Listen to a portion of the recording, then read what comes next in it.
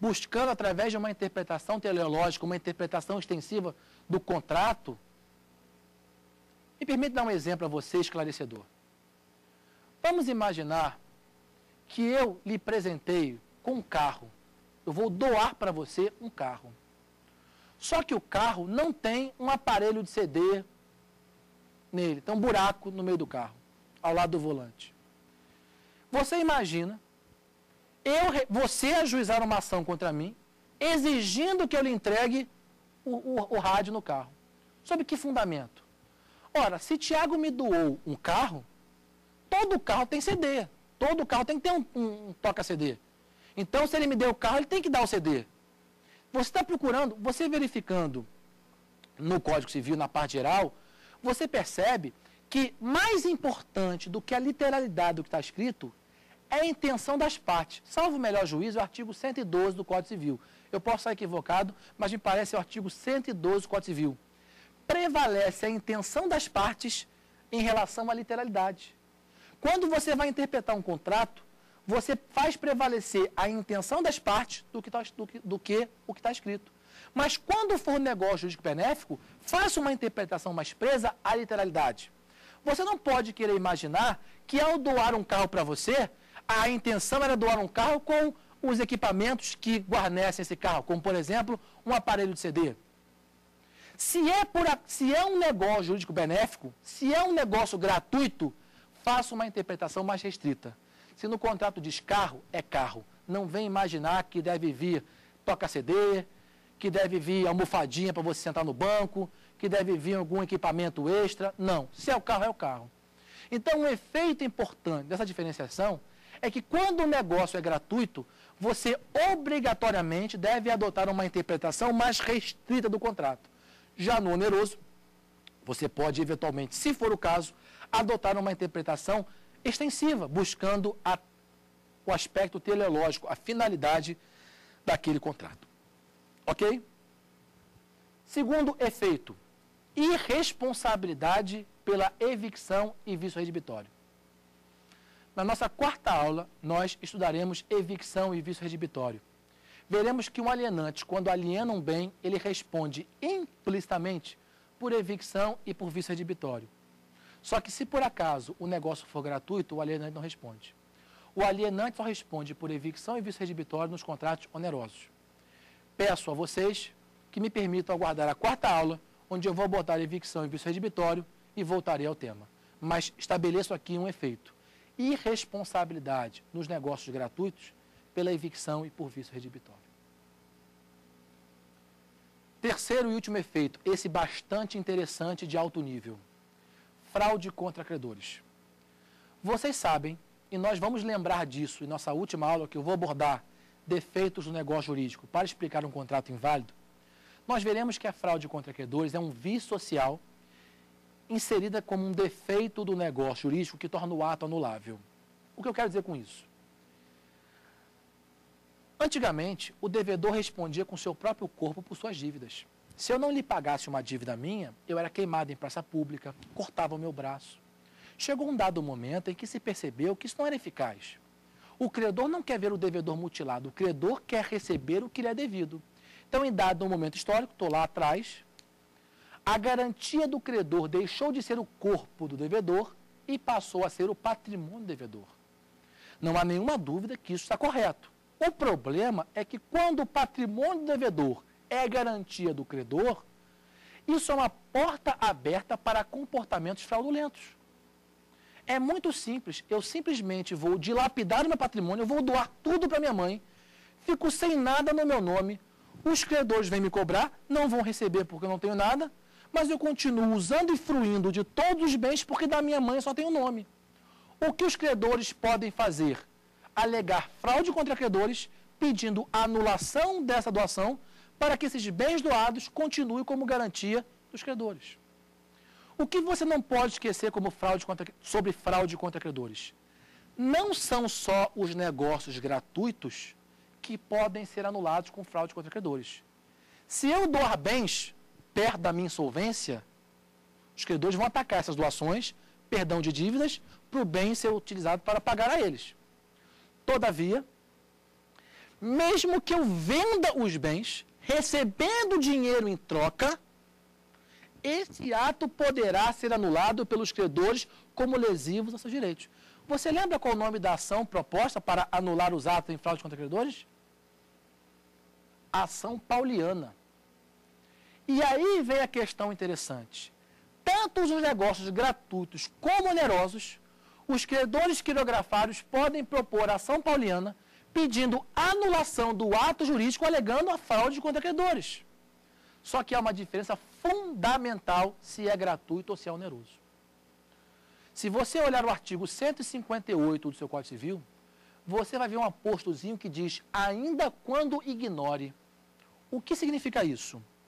Se eu doar gratuito um bem para a Adriana em fraude contra credores, eu não quero saber se ela sabe ou não da minha fraude contra credores. Mesmo que ela esteja de boa fé, sem saber que está adquirindo bens em fraude contra credores, vocês conseguem anular como credores. Porque ela não perde nada, ela deixa de ganhar. Agora, se é oneroso, vocês só conseguem anular o ato se vocês provarem a má-fé dela. Que ela sabe que estamos agindo em fraude contra credores. É o que nós chamamos de consilium fraudis. É o conluio, a armação de fraude. Lembre-se, fraude contra credores conseguem anular com ação pauliana tanto atos gratuitos como onerosos. Diferença, se é gratuito, mesmo na boa-fé do adquirente, não se prova consilium fraudis. Não se precisa provar. No oneroso tem que provar. É só olhar o artigo 158 e 159. O 158 diz, são anuláveis as transmissões gratuitas de bens e os perdões de dívidas, ainda quando ignore, mesmo que o adquirente não saiba da fraude contra credores, como lesivo a seus direitos pelos credores quirografários. É só você ler a literalidade do artigo 158. Já no 159 diz, também são anuláveis os negócios onerosos, aí tem que provar má-fé. Qual é o problema de provar má-fé? Ela chega perante o juiz e fala assim, excelência, eu não sabia que Tiago estava em fraude contra credores. Ela sabia, mas diz, eu não sabia. Tem como o juiz abrir a cabeça dela e ver se ela sabia ou não? Elemento subjetivo dificulta a prova, a lei facilitou aqui. Em 2 casos, presume-se de forma absoluta que ela, não admite prova contrário, que ela sabe. Mesmo que não saiba, juridicamente sabe. Quando a insolvência minha for notória, ou quando houver motivo para saber. Ela é minha mãe, ela é minha sócia. Nesses casos, ela sabe da minha insolvência. Então, no negócio gratuito, ainda quando o adquirente ignore, ainda quando a Adriana não saiba da minha fraude contra credores, quando recebeu um bem em doação, quando teve uma dívida perdoada, vocês conseguem anular esse ato. Agora, para negócios onerosos, até vocês conseguem anular, mas vocês vão ter que provar o conluio, o consilium fraudis, ou seja, que ela sabe o que ocorre quando a insolvência minha é notória ou quando houver um motivo relevante para ela saber. Então, 3 efeitos para encerrar, 3 efeitos dessa classificação oneroso e gratuito. Hermenêutica contratual, artigo 114, negócio gratuito interpreta-se restritivamente, e responsabilidade pela evicção e vício redibitório nos negócios gratuitos, e ação pauliana, se exige ou não comprovação, prova de consilium fraudis para anular os atos em fraude contra credores. Doutores, vamos encerrar aqui nossa primeira aula, dedicando os últimos 5 minutos a fazer um breve resumo do que nós aqui discutimos. Nós começamos analisando um conceito de contratos, vendo que apesar do contrato ter conceitos em livros extensos, nós, numa visão mais rápida e menos precisa, menos técnica, podemos dizer, em síntese, que um contrato é um acordo de vontades de natureza patrimonial. Tanto é que nós veremos que um contrato se forma quando há uma proposta se seguir uma aceitação, porque é quando tem um acordo de vontades. Não se exige, a princípio, documento escrito, escritura pública, em regra, forma livre. Só tem forma especial quando a lei exigir. Mas isso é para a validade do contrato, requisito de validade. Vimos natureza jurídica do contrato, que é um negócio jurídico bilateral. Depois analisamos, você lembra, as classificações dos contratos. E vimos a primeira classificação, o contrato pode ser unilateral, bilateral ou plurilateral. Conceituamos e vimos questões importantes, como cláusula resolutiva tácita, a exceção de contrato não cumprido, a equivalência das prestações. Vimos o que é um contrato sinalagmático, entendemos o que é um contrato unilateral imperfeito. Depois fomos para um contrato oneroso e gratuito. Vimos mais duas máximas contratuais de Orlando Gomes e estudamos 3 efeitos dessa classificação.